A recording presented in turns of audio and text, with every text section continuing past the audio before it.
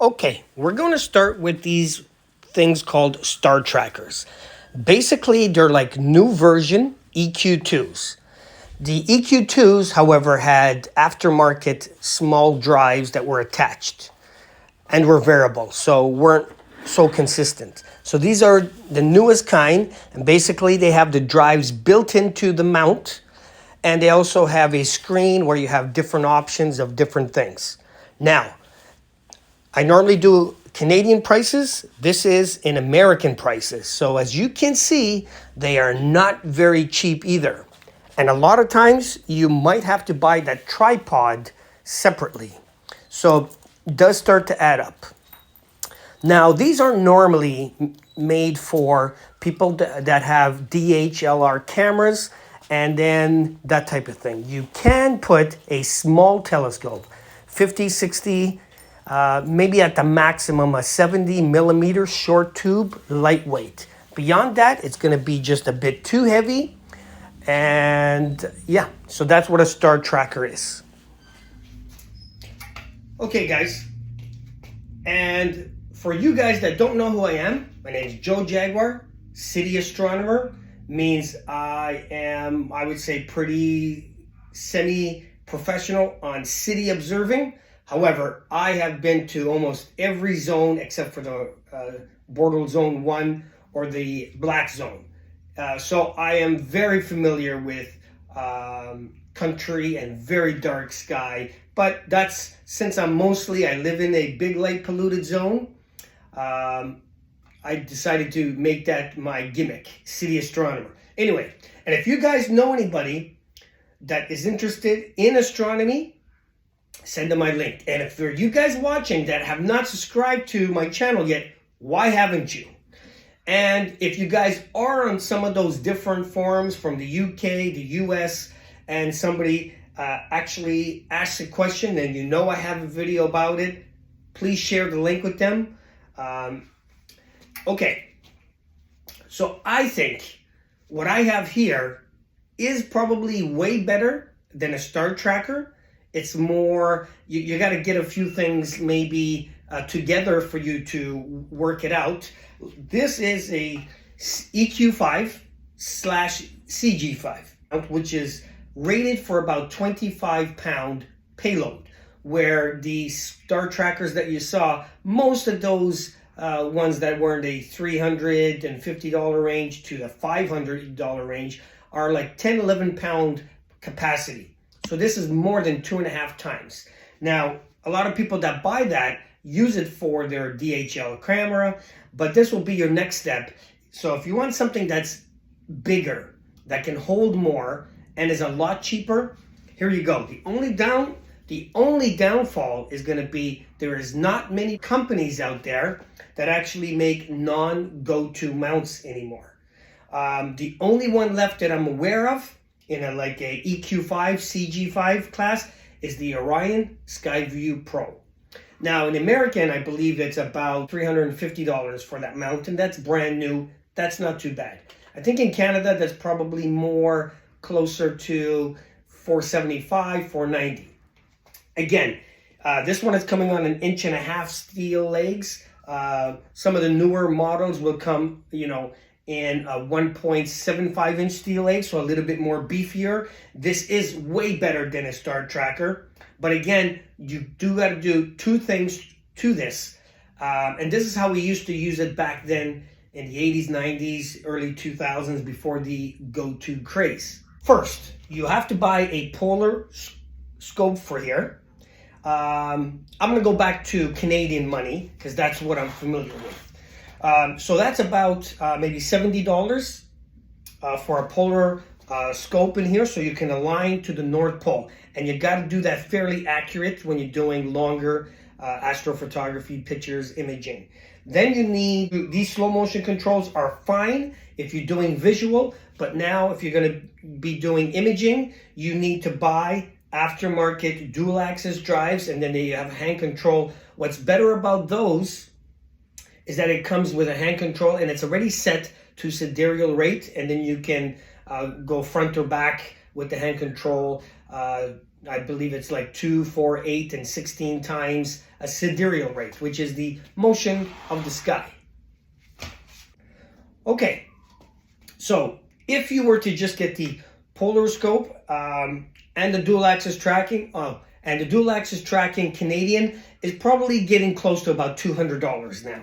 So again, if you buy a brand new mount, EQ5 type, it's probably Canadian, is closer to $500. By the time you add the dual axis drive and the polariscope, you are now approaching like $750, maybe up to $800.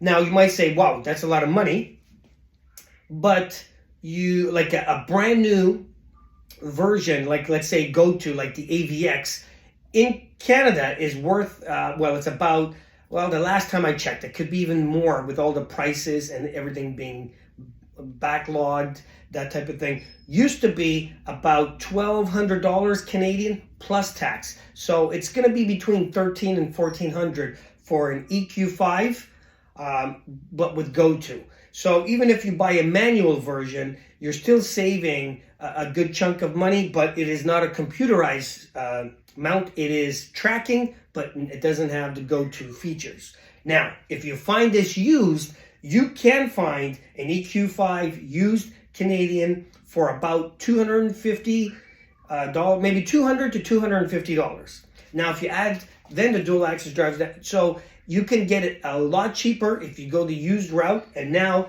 this is a 25-pound capacity scope.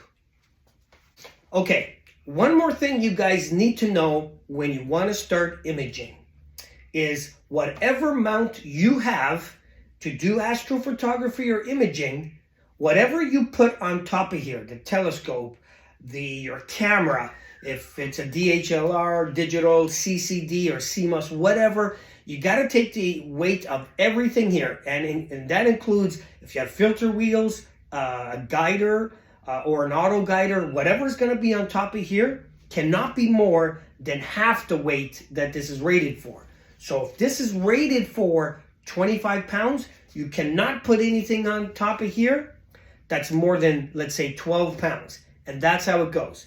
If you're going to have something bigger, you need to go to a bigger mount, or the motors are going to stress. There's going to be more errors in it. So what I have here is a Celestron 4-inch f5 Acromet. Now, normally, this is just for show purposes. You do not use an Acromet for imaging because it's going to have a lot of that false color, a lot of that chromatic aberration, that purple fringing. So normally you do not. However, I have seen a few people who have used it and don't really care for the color. Go ahead and do it. So, but let's say, for instance, a very good capable, again, if you have the polar finder dual axis drive with the hand control. If you get something like an 80 mil ED refractor on here with then your camera, and you could probably, or even maybe a 102 ED type of thing, that would be very capable. You're within, even attaching your cameras, auto guide, or filters, you're going to be within that 12-pound weight. Remember, 12 pounds is going to add very quickly.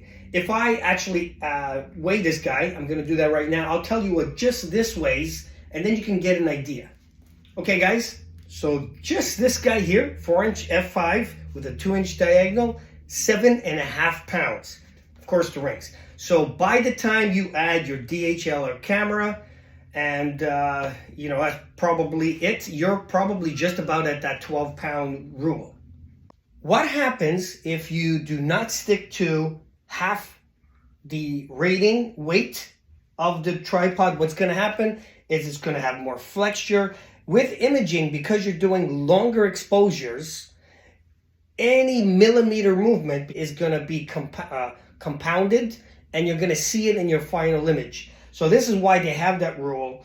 In imaging, whatever mount you have, whatever's up here cannot be more than 50%. And that's why they have that rule. So even this guy here is going to be at the limit when you add your camera and stuff like that. So which means if you have something bigger than that, remember, even if you go to an 80 mil ED, Usually those are made a little longer, like F7, F7.5, depending which company. Usually they have a dual speed instead of just a basic rack and pinion, or the build quality sometimes a little bit more, but that's why you're probably paying triple the price. So in that case, you're probably just over.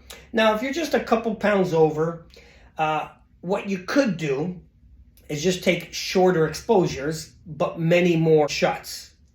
So for instance, you could take like 200 shots of like 60-second exposures.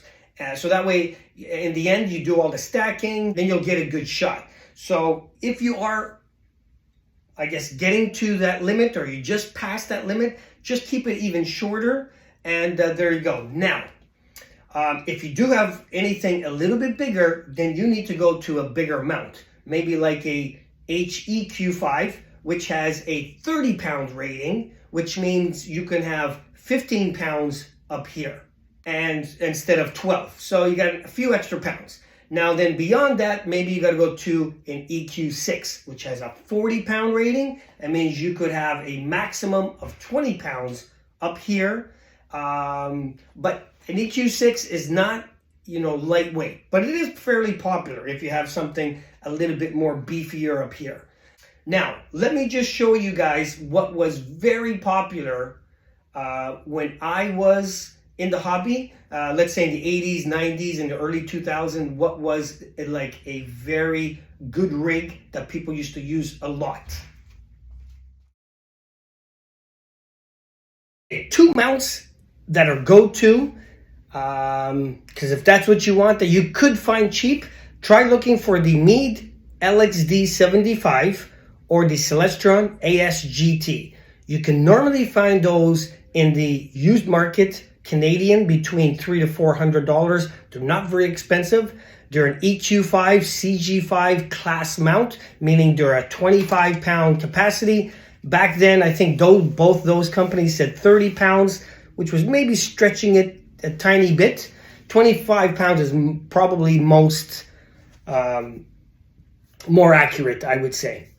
But again, it still is the 50% capacity limit on whatever you're putting on top. But those are two cheap go-to mounts. I mean, they're older. They could be anywhere from 13 to 18 years or something like that. As long as they're working, it's good. They won't last forever, but you can take out the motors and the computers if they die, and you got a manual EQ5 mount.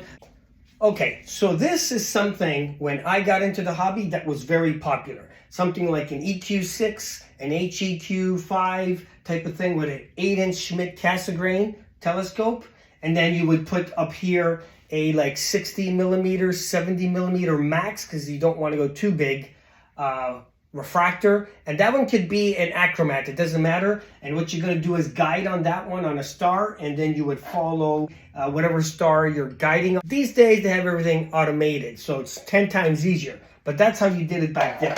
So with these type of mounts, you already have the polar scope built in. The drives are built into here, the EQ6, the HEQ5, the newer old models. So that's what's good about that.